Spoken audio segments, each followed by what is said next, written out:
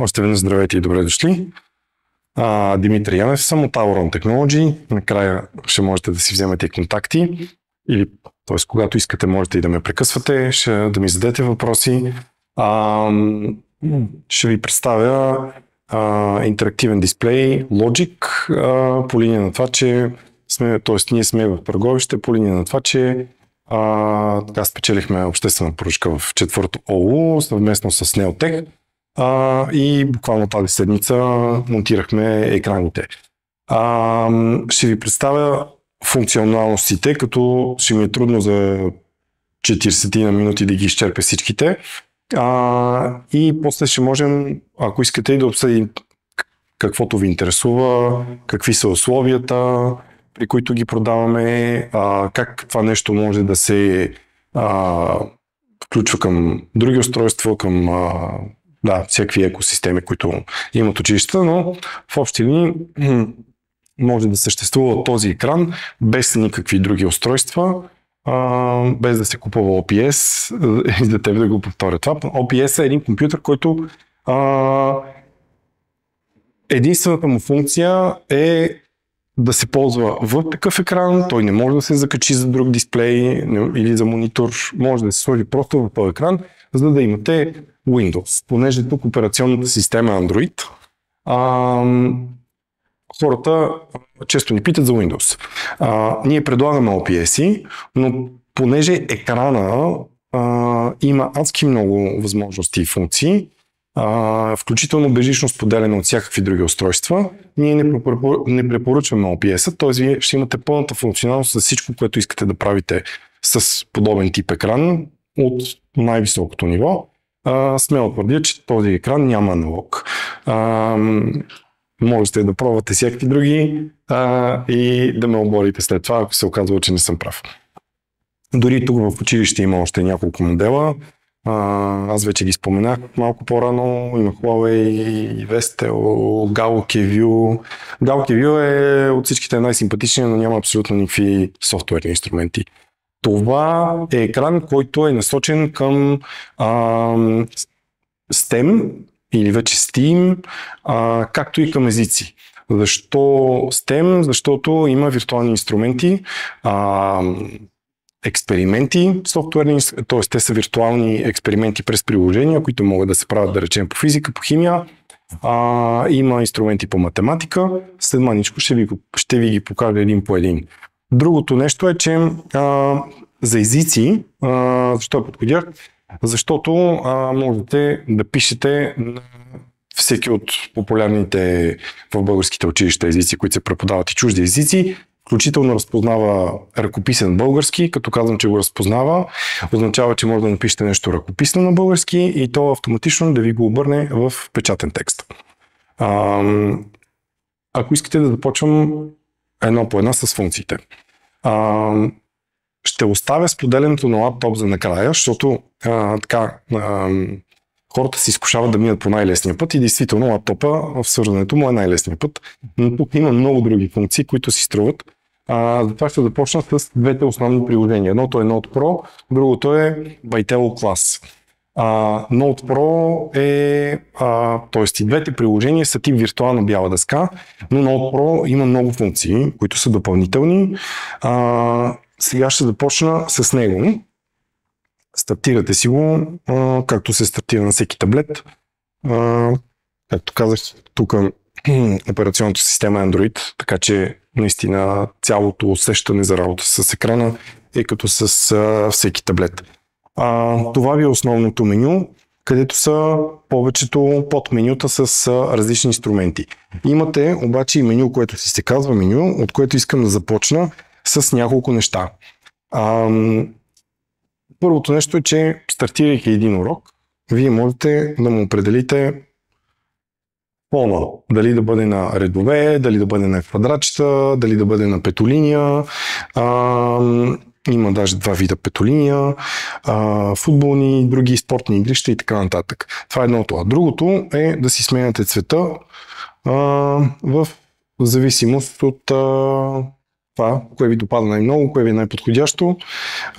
За нуждите ни днес ще избера някакво зелено с гола дъска. Без нищо, т.е. това си е бялата зелена дъска. От тук нататък, другото нещо, което исках да ви покажа е, всеки урок, който създадете, може да има множество страници. Всяка страница може да бъде напълно различна. Например, сега ще добавим още една страница от бутона Add и вече сме, тук ви го изписва, вече сме на втора страница. Втора страница може да си бъде с нейния цвят, с нейния фон. Не е необходимо, т.е. не ви принуждава програмата всичко да бъде унифицирано. Правите нещо като слайдшоу в PowerPoint. Ето, сега примерно, тук я запазваме така. Можете да си видите страниците, можете да превключвате с стрелките между тях, а можете и да си изберете целият списък на всички страници, които сте създали. Аз сега за целта на презентацията се връщам към първата. Другото нещо, както казах, това е един урок, който вие може да го създадете от нула, да си го изпишете, да си оставите поленца, инструменти, фигури и така нататък и накрая можете да го запазите. Можете да влезете с вашия собствен профил, който имате от Mon, всички имат Office 365, имейл и парола. Можете спокойно да влезете по този начин и от тук да си отваряте и да си затваряте и да си запазвате уроците, които правите. Аз после ще мога да отговарям допълнително, ако искате и да пипнете, да тествате, добре сте дошли. Като имате вариант да си запазите на облак, примерно на вашия OneDrive, на вашия Google Drive, имате вариант и да си запазите на флашка. Може да закачите флашка. И третия вариант е да запазите на вътрешната памет на екрана. Като решите това да направите, от тук си избирате къде, тук могат да се добавят облак, може да се добави флашка и оттам да запазите. По същия начин после отваряте отново тук, имате бутон Open, съвсем стандартни неща, които са и в Microsoft пакета са по абсолютно същия начин организирани и така. Имате ли някакви въпроси до момента? Не. Добре, продължавам. Другото нещо е, че от облака аналогично можете да вкарвате само отделни елементи. Виждате, че можете да влезете в Google Drive, в OneDrive и ByTelo, което към момента е трета страна, тя няма да ви ангажирам с нея.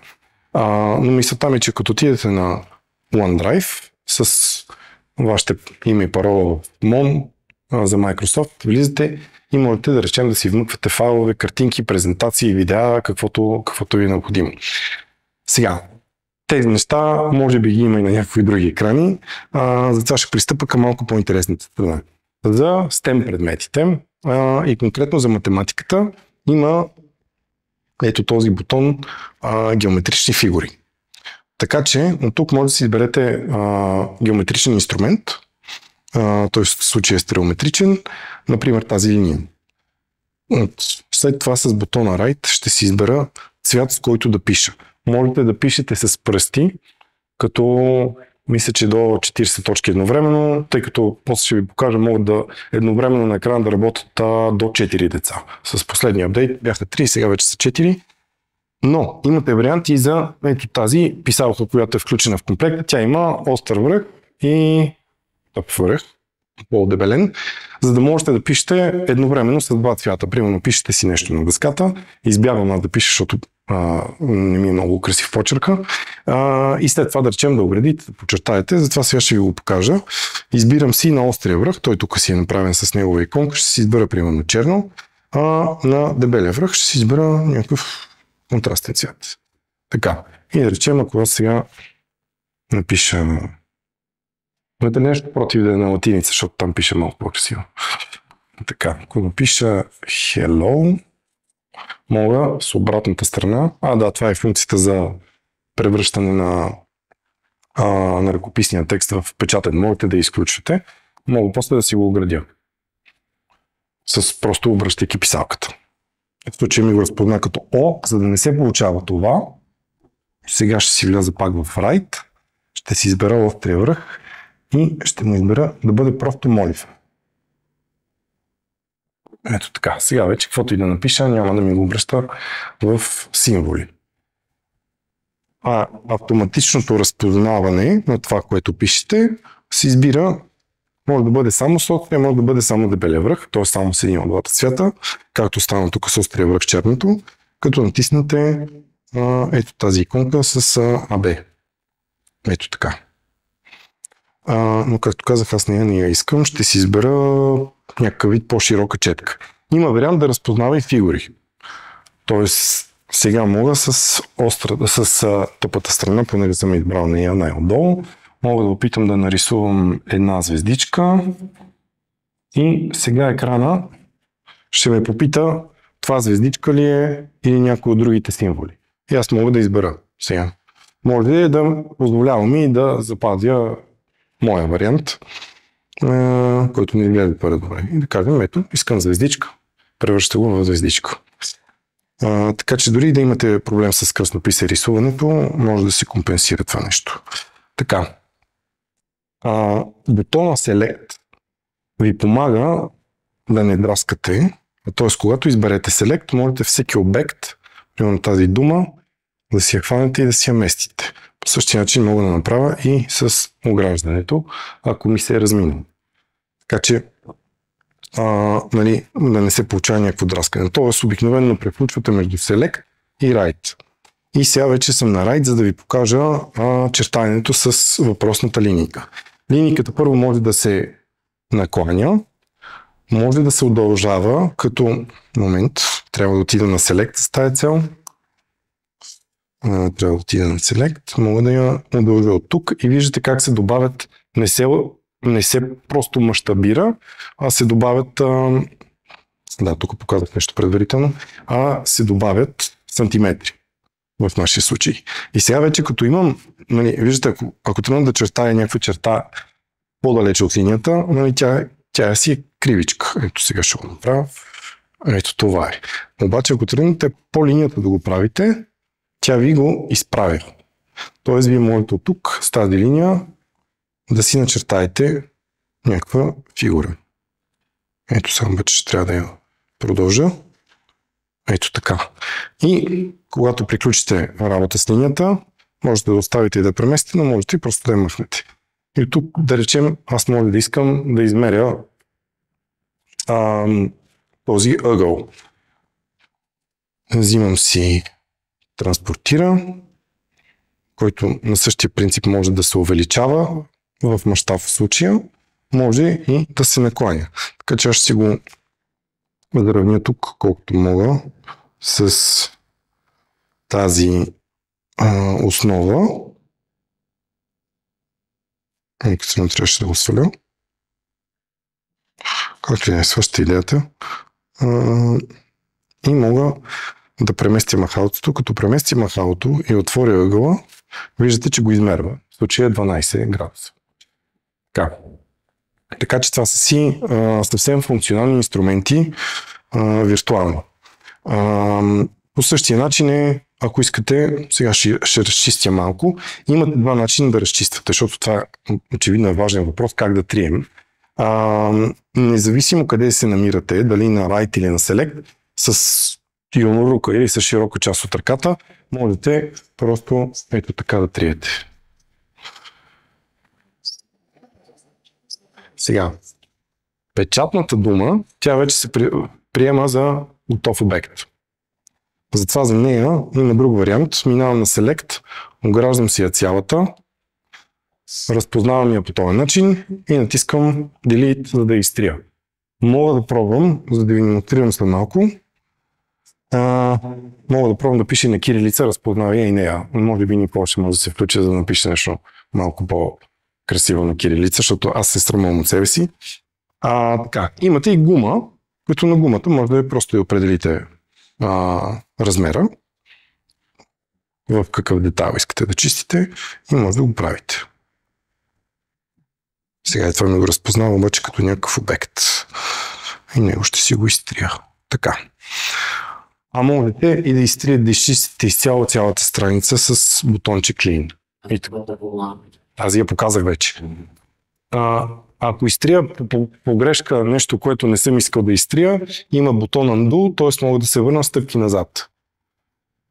Ти питаше за тази гума ли? Да. Друго нещо, което искам да отбележа, То не е уникално само за този модел, но просто да знаете, че го има и него. Повърхността е антибактериална, 90 и няколко процента от познатите бактерии ги убива. Тоест не е проблем да пипат повече хора, болни, здрави и така нататък. Не се разпространяват зарази, както да речем дръжки на вратите. Така.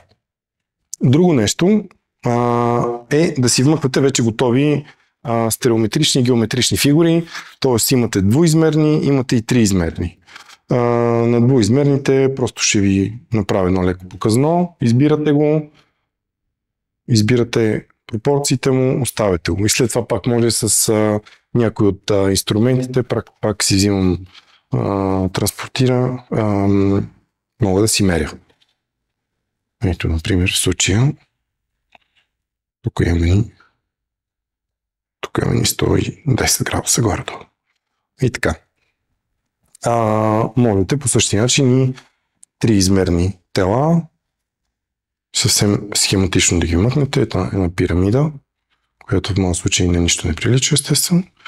Но въпросът е, че пак отгоре може да налагате инструментите и да показвате как се мерят правилно и грешно. Сега, ако се върна на Select, ще си оградя. Това е другото, че може да мести всичко заедно, цялата страница. Но аз на Select не искам да го правя това. Искам да си оградя тук и да изтрия. Така.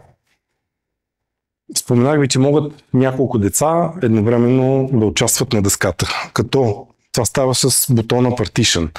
И когато натиснете Partition, избирате на колко да разделите дъската. На 2, на 3, на 4. Ето как изглежда на 4. На този размер ще е малко тесничко. Но какво е интересното тук? Могат да си изберат всички да пишат с различни цветове и едно дете по грешка, ако тръгне да влиза в полето на другото, няма да може. Не виждате. И съответно и на обратния път. Това е предимството изобщо на тази функция. След това се връщате назад и остава написането. Това, ако забелязвате, само по себе си създаде трета страница.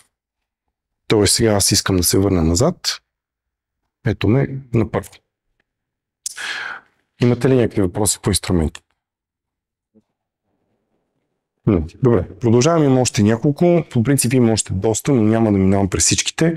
Мисля, че вече добивате някаква представа, може да включвате таблици. Сега за таблиците, те не са калкулиращи таблици.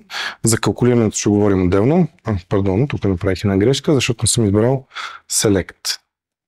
Като си избера Select, мога да си мести таблицата, но хайде де. Ето така. Без това нещо. Ми трябва само табличката. Ето я. Така, може да и добавяте редове, колони. Можете да пишете вътре, примерно някаква цифра, ако я напиша с малко по-едър шрифт, примерно ще искам да напиша 5003. Виждате как излиза. В случай обаче ми го разпознава. Пардон, не искам да ми разпознава нищо.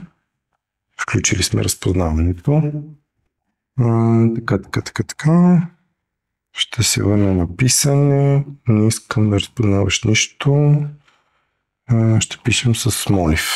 И в двата случая. Така.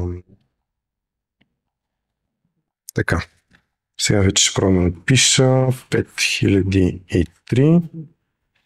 И виждате как се преразмерява таблицата, за да може да се помести в клетката, в която искате текста ви или цифрите. Иначе нещо друго като функционалност по самата таблица няма. Ако искате вече да изчислявате нещо, имате през менюто More. Тук има тази иконка Symbols, тя преди се казваше Function.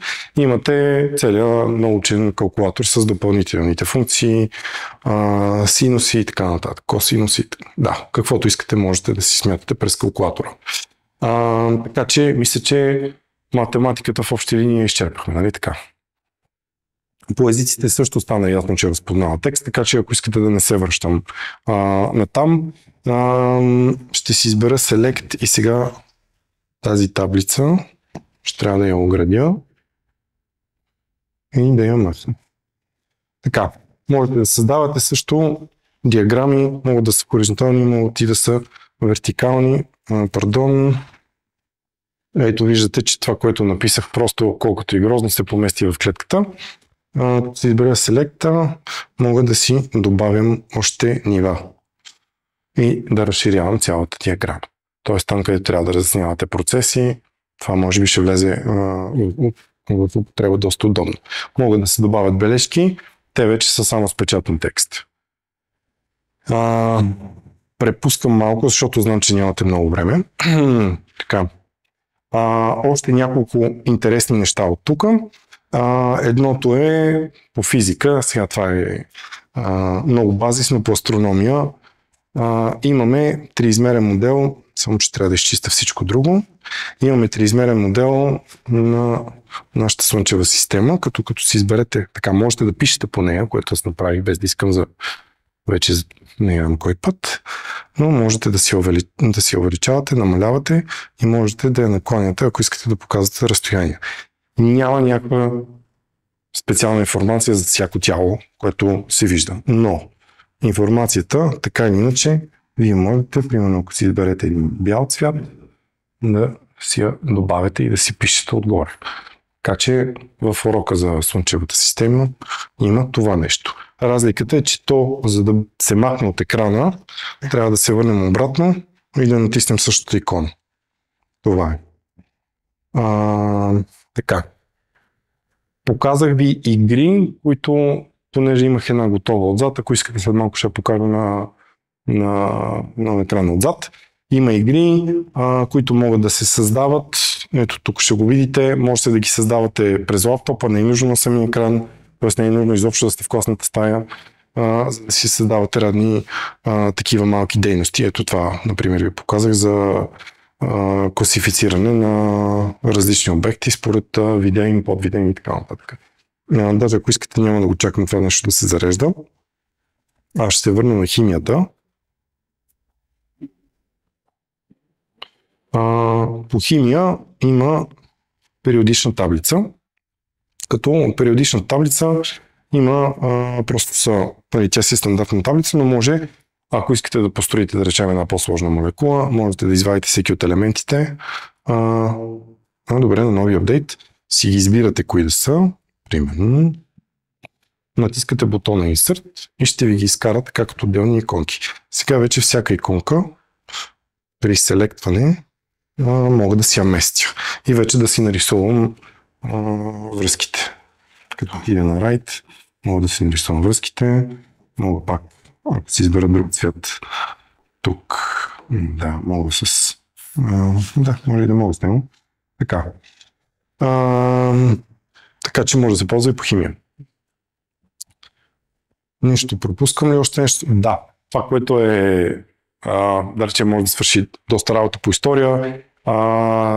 И сега вече имаше човек и общество и как се нарича това, аз съм от малко човек и природа, човек и общество, да, аз съм от по-старите поколения, които не са ги учили с тези наименования. Можете да вмъквате директно от самото приложение, можете да вмъквате картини и видеа от интернет. Като интересното тук е, че това, което софтуера допълнително прави е да цензурира съдържанието. Тоест, каквото и да напишете, няма да излезе съдържание, което не е подходящо за деца. Сега аз съм си правил експеримент, да речем, ако си напиша искам някоя историческа фигура, като Клеопатра, мога да намеря картинки на Клеопатра. Мога да си скрия. Сега, колко бързо се зареждат, до голяма степен зависи и от скоростта на интернет. И взимам си една картинка и си я вмъквам. Може би не е било този цвят. Сега вече всичко е по Netflix варианта модернизиран, инклюзивен. И да речем мога да напиша нещо.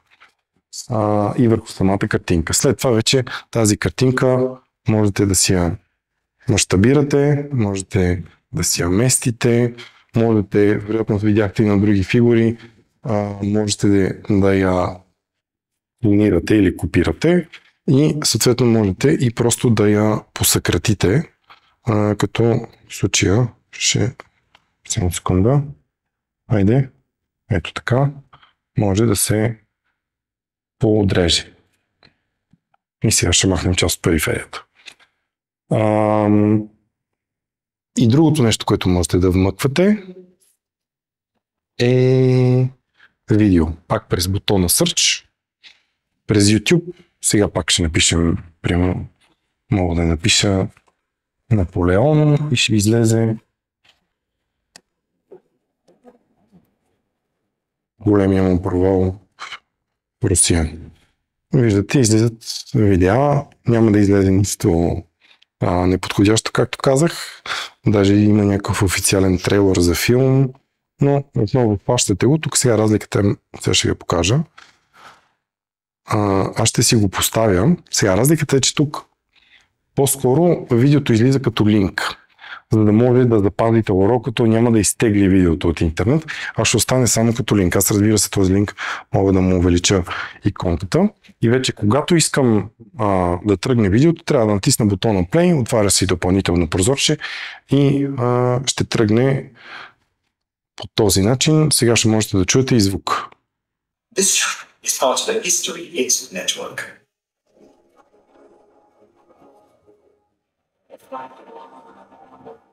Естествено, може да мине и на цял екран. He was the man who would define the start of the 19th century. He has more documented victories than any other. Както казах, това е по-старата версия с по-слабия хардуер. Новата версия е двойно по-мощна. И като памет, и като процесор, и като вътрешна памет, която да запазите. Затова тия неща ще се случат там малко по-гладко. След като си наредите целият урок с линковете, с картинките, с текста, както казах, можете да си го запазите. Където ви искате, можете да си го изпратите и на имейл, но ако искате и учениците да си го ползват, примерно в домашна работа, можете пак да го запазите с експорт като PDF или като картинки. Или другия вариант е да си го изтеглят през облака с бутона Share, който ви позволява, да речем като PDF, ще ви превърне целият урок в един PDF и изважда QR код. Всеки ученик може да си мине с телефона, да си сканира QR кода, откъдето има линк и си изтегля целият урок. Това е функционалността на приложението Note Pro. Все още имаме малко време, нали? Добре. Излизаме от Note Pro-то. Нещо е Bytello клас. Много набързо ви го показвам, защото то е много сходно, но с по-малко функции. Тук има една, тук по музика имаше известно въодушевление вчера на обучението на състава, тъй като има виртуално пиано и функция за солфеж. Сега ще ви го покажа от бутона More. Просто да видите за какво става въпрос. Зарежда ви пиано, което издава и звук, но можете и всеки клавиш да ви го изобрази на солфеж с съответния диригентски жест. Така че този екран влиза в употреба и в кабинета по музика. Мога ли само да го снимам? Разбира се. Като съвсем накратко. Да. Добре, да показвам ли? Да.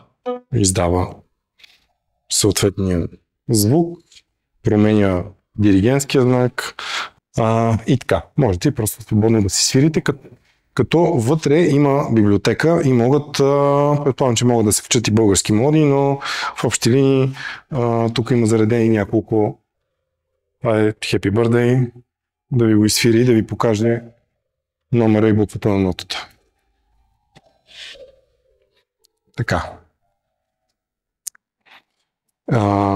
За какво ви го показвам това нещо? Защото в Bytello, към Bytello-то върви тази безплатна платформа, т.е.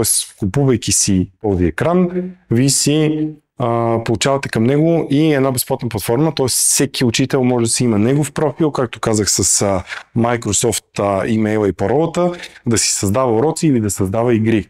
Като това, което създава, то остава на облак и вече през собствения си профил всеки може да си го изтърпа на екрана. на този екран, на друг екран, в друга стая и така нататък. Всичко е на облак. И така. Нещо друго, което исках да ви покажа, че вие всъщност двете приложения може да ги използвате едновременно, тъй като можете да разделяте екрана на дялове. Сега аз примерно ще разделя от сам този дял и ще отворя Note Pro в другия дял. Можете да отворите до 4 приложения едновременно и да ги разделите съответно на квадранти на екрана. Тоест аз мога да си пиша, в случая трябва да избера писане. Мога и на тая дъска, мога и на тая дъска. Но тук да речем мога да отворя браузър с веб страница. Добре, имате ли въпроси по приложенията? Ако, примерно, някой влезе с профила на ученик от едната страна върви урок, а от другата се пише план. Може да се направи това. Може и още нещо, което сега ще ви покажа, което е най-сладкия вариант за всички учители и то е просто да си споделят екрана. Сега ви показвам. Не знам дали ще се види при вас. Ще махнем зарядното. Не мисля, че ще трябва да изпитване на 4 да имаш, защото можеш ли 4 деца да... Можете да изпитвате, ама трябва да им дадете.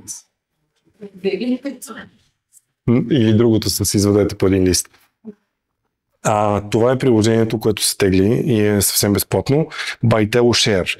Когато споделяте от Windows компютър, единственото, което трябва да направите е той през другите устройства трябва да въведете кода, който постоянно седи горе. В случая е D2S74E. Така, D2S74E. Само го въвеждам, дори не натискам Enter. И сега ми дава две възможности. Да си споделя екрана или да синхронизирам. Аз искам да си споделя екрана. Синхронизирането десктоп синка не го ползвам. Препоръчвам да не се ползва. Само да видим сега коя мишка е тук. Ето тази. Дали на задния?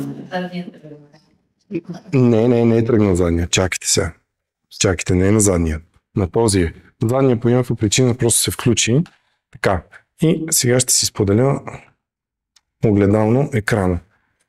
Този ме пита дали искам да приема сигнала. Искам, приемам. Само да изключим другото, за да не се разсейваме.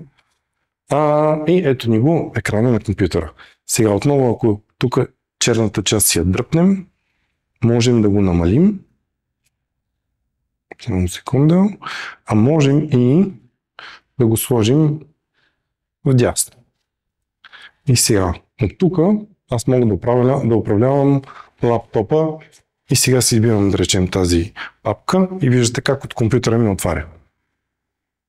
По същия начин можете да си отворите, ето има някаква презентация 27, всичко, което искате да си отваряте на компютъра, можете да го правите през екрана. Като качеството на картината до голяма степен зависи и от скоростта на интернета и връзката между двете. Така че, ето виждате, можете да си управлявате презентацията и въобще всичко свързано с лаптопа. До тук мисля да приключа и да преминем към въпроси. Имате ли въпроси изобщо? Искате ли нещо да пробвате, да тествате на самия екран? Както казах, може да речем, просто се сетих, че преди това тръгна да ви го показвам. Ако искам сега това нещо да го сложа в ляво, сега да речем мога тук да си пусна презентацията.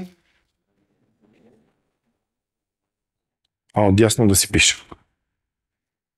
И така. Това меню, което е долу, то основното меню на така или иначе на екран, независимо от какво сте включили, може да го изкарвате и от страни. В зависимост от това, от коя страна стоите, докато преподавате. И отново можем да си драскаме и да си пишем. Това е. Има ли някаква функционалност, за която искате да попитате, нещо, което до сега сте имали нужда, не сте го имали? Нещо, което господин трябваше да го види, защото е интересно. Сега, да не се стреснете, предупреждавам, че ще го ударя. Не обяснявах защо този екран, макар че може би е в по-горната, в по-горния сегмент от към цена, то и защото и цената му е по-висока, т.е. защото качеството му е по-високо. Виж какъв лапсус стана. Да, предупреждавам, нали, ще се дигне малко шум, но можете да го удряте и съответно няма нужда да купувате някакви предпазни съоръжения, капаци с бели дъски и така нататък. Може да го блъскате буквално. Не знам за кой път го удрям и не знам вече след кой път ще сдаде багажа, но съм го удрял поне 50 пъти. Да, така че нали, няма за какво да се притеснявате. Достатъчно е дебела повърхността, за да не стават и такива точки, понеже беше попитал. Нали, това не е като телевизор, който като го натиснеш и се затъмнява дисплея, това може да се включи на някои други, но тук няма да стане, нищо не се затъмнява, понеже отпред има плътна преграда. Така. Моето лично мнение е, че когато имаш екран, в който има всичко, не е нужно да купуваш допълнителен компютър, който е между 1600 и 2000 лева, не е нужно да купуваш допълнителни предпазни съоръжения, които започват от 1400 лева. И освен това получаваш и антибактериалната повърхност. И 2 години гаранция. Добре? И това е от мен. Много ви благодаря за вниманието. Благодаря ви, че се отдавахте.